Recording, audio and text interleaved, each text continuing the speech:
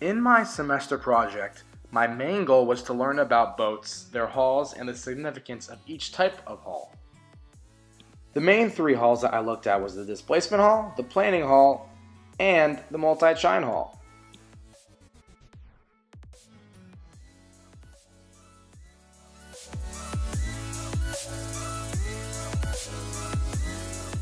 The first hull I looked at was a displacement hull, and for this I went to the San Francisco Yacht Club located in downtown Tiburon because this is home of so many sailing boats which use displacement hulls. You can tell that these are displacement hulls because they have no sharp edges at the bottom. They also have a keel to increase stability.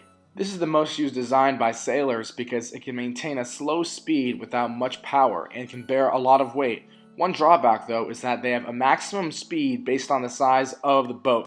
The maximum speed of a displacement hull is calculated by an easy formula, which is 1.34 times the square root of the waterline length in feet. And the waterline is basically the depth of the hull below the water.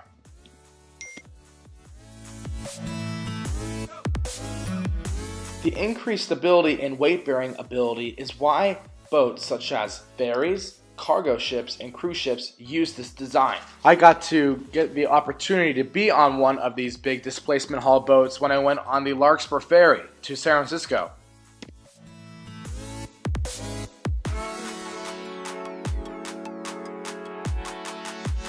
Another great experience I had was going to the USS Hornet located in Alameda. The USS Hornet has a lot of history as it was a part of the US Naval Fleet in their fight over the Pacific against the Japanese in World War II. I got to talk to Private Ronald about his experience and the importance of having a displacement hull in an aircraft carrier that carries thousands of tons of equipment and ammunition. Just from the top of the waterline, it seems that it is not a displacement hull. But if you remove the water, you can see that it obviously is one, as it needs to carry this much weight. The next hull design I researched was the planing hull. For this, I went to the Tiburon Yacht Club located in Paradise Cay.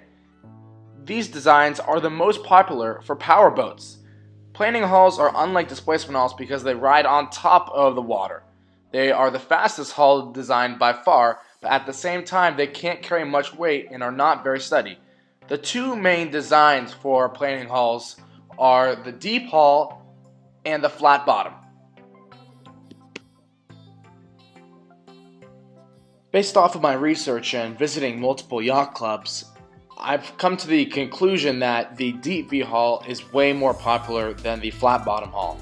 The only use for the flat bottom hull would be a small rowboat or a really powerful extreme motorboat.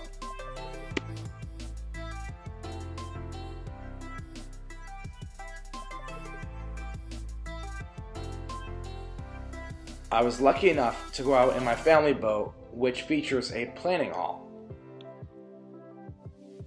Another hull I looked at was the multi-chine hull. It is funny because a lot of people think that this hull is very odd and weird, when in fact it was very old and has a lot to do with the history of boats. Multi-chine hulls are way faster than the displacement hull and have better stability in open water than a boat with a planing hull. On the other hand, it is really hard to maneuver because there is no central jet propulsion.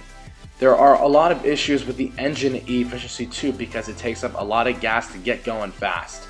It is very ironic that when I went to the Larkspur Ferry, I could only ride the boat with the displacement hull because on weekends they shut the multi-chine hull down to save money on fuel efficiency. Catamarans are also used in extreme sailboat racing. They are used because of their light draft, which gives them very fast speeds. What I learned most during my semester learning about boats is that the most important part of the boat is the part you don't see, the hull.